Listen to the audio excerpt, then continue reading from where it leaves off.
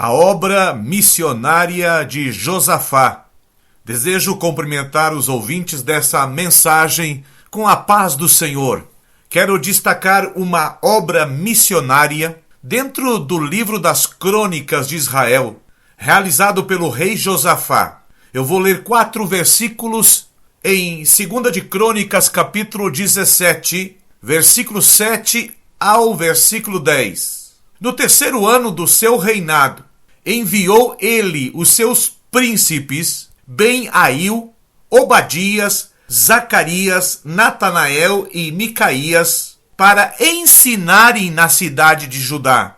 E com eles, os levitas Semaías, Netanias, Zebadias, Azael, Semiramote, Jonatas, Adonias, Tobias e Tobi-Adonias. E com estes levitas, os sacerdotes Elisama e Jeorão, ensinaram em Judá, tendo consigo o livro da lei do Senhor. Percorriam todas as cidades de Judá e ensinavam ao povo. Veio o temor do Senhor sobre todos os reinos da terra que estavam ao redor de Judá, de maneira que não fizeram guerra contra Josafá. Não se preocupe pela quantidade de nomes pouco conhecidos que eu acabei de ler. O importante para você saber é que eram 16 pessoas que realizaram essa missão. Nos 6 primeiros versículos aqui do 2º livro de Crônicas, capítulo 17, no início do reinado de Josafá, ele fortificou a cidade de Judá e estabeleceu guarnições na terra de Judá. O versículo 3 diz que o Senhor foi com Josafá, porque ele andou nos primeiros caminhos de Davi, seu pai, e não procurou a Balaíns, procurou ao Deus de seu pai e andou nos seus mandamentos. O versículo 5 vai dizer que o Senhor confirmou o reino de Josafá em suas mãos e ele teve riqueza e glória em abundância. O projeto missionário do rei Josafá nós encontramos a partir do versículo 7, onde ele enviou uma comissão de 16 pessoas para levar a palavra de Deus ao povo.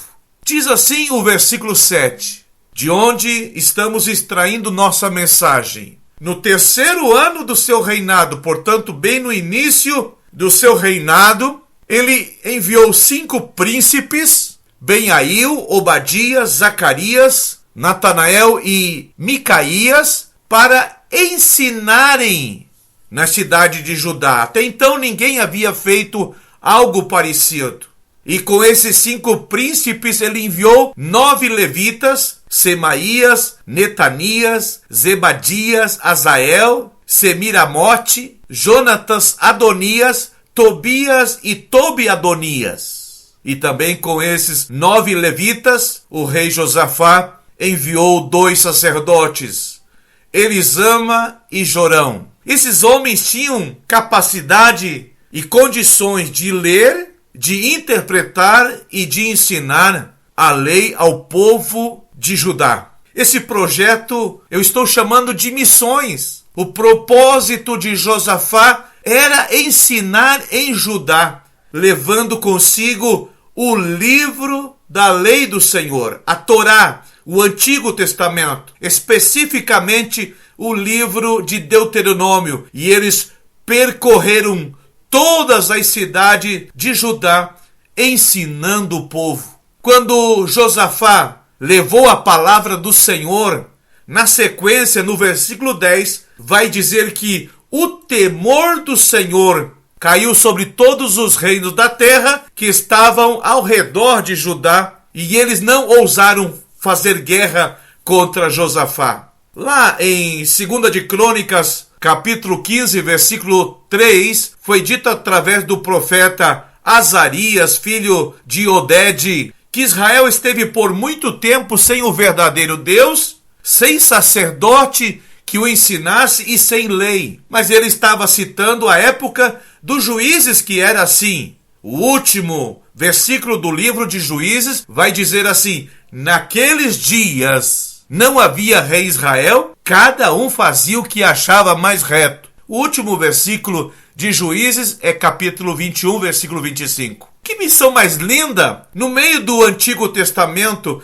essa comissão de 16 missionários. Eles tinham o importante papel de levar a palavra de Deus ao povo, especialmente aos que viviam fora de Jerusalém. Josafá era o terceiro rei de Judá. O primeiro foi Abias, o segundo foi Asa e o terceiro foi Josafá. Mais tarde, Jesus vai dizer em Mateus 28, 19 e 20: Ide, portanto, fazei discípulos de todas as nações, batizando-os em nome do Pai e do Filho e do Espírito Santo, ensinando-os a guardar todas as coisas que vos tenho ordenado. E eis que estou convosco todos os dias até a consumação do século. O texto diz que os missionários de Josafá levaram consigo o livro da lei do Senhor e percorreram todas as cidades de Judá, ensinando o povo.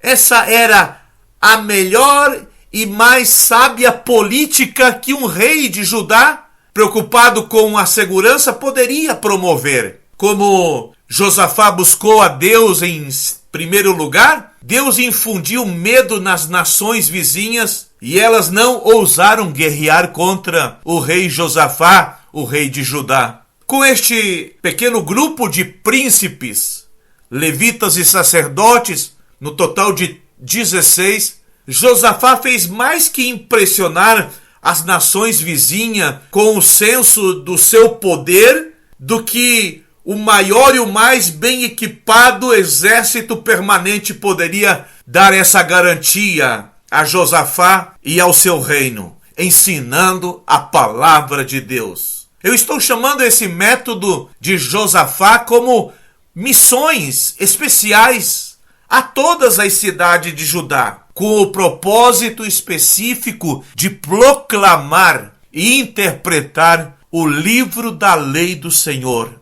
Nenhum serviço maior pode ser prestado a uma nação ou a qualquer nação do que proclamar a palavra do Senhor ao povo em cidades, vilas, bairros e aldeias. Por meio de tal proclamação, os corações do povo poderiam voltar-se ao Senhor e assim o rei poderia fazer por eles tudo o que estava em seu coração e principalmente no coração de Deus.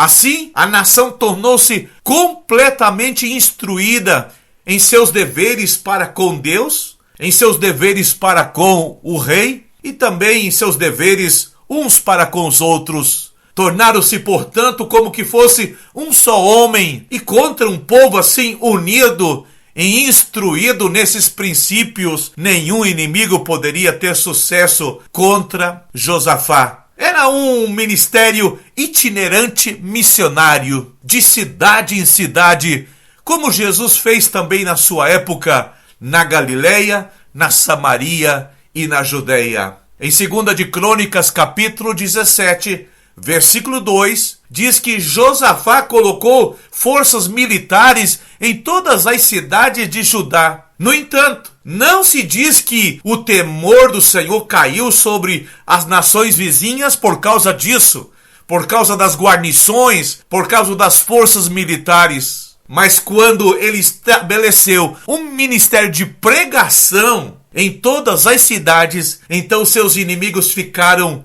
com medo e não lhe fizeram guerra. Que coisa maravilhosa poderia acontecer numa igreja se ela colocasse prioridade nas missões e na evangelização mundial. E também na vida particular de uma família ou de uma pessoa. O que poderia acontecer de bom se ela colocasse também suas prioridades na evangelização, na obra missionária? O mandamento de ensinar estava ordenado em Deuteronômio capítulo 6. Diz assim: estes, pois, são os mandamentos e os estatutos e os juízos que mandou o Senhor teu Deus se te ensinassem, para que os cumprisse na terra a que passas para possuir, para que temas ao Senhor teu Deus e guarde todos os seus estatutos e mandamentos que eu te ordeno, tu e o teu filho e o filho do teu filho, todos os dias da tua vida,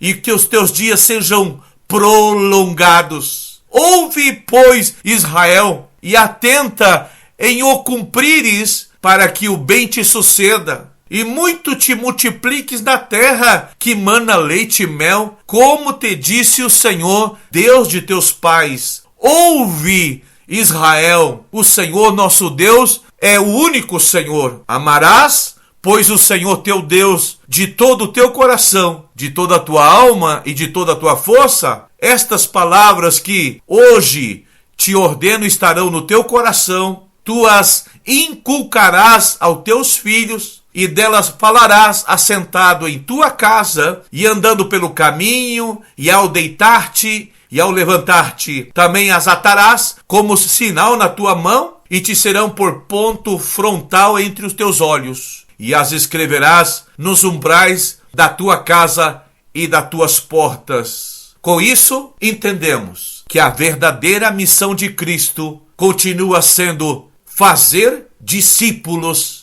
de todas as nações, ensinando esses discípulos as palavras do Evangelho, ensinando a esses discípulos de Cristo a palavra do Senhor. É isso que nós estamos fazendo aqui no Chile, aqui no campo missionário, não apenas entregando folhetos, não apenas fazendo visitas, mas também fazendo discípulos, ensinando elas a guardarem todas as coisas que o Senhor ordenou. E você pode nos ajudar fazendo a obra missionária, contribuindo na sua igreja, no culto de missões, para que essa tarefa não pare, para que os missionários possam continuar a tarefa de evangelização, assim como fizeram os 16 missionários do rei Josafá, levando a palavra do Senhor para todas as cidades da terra de Judá. Que Deus te abençoe. Muito obrigado por ouvir a nossa mensagem nesse dia.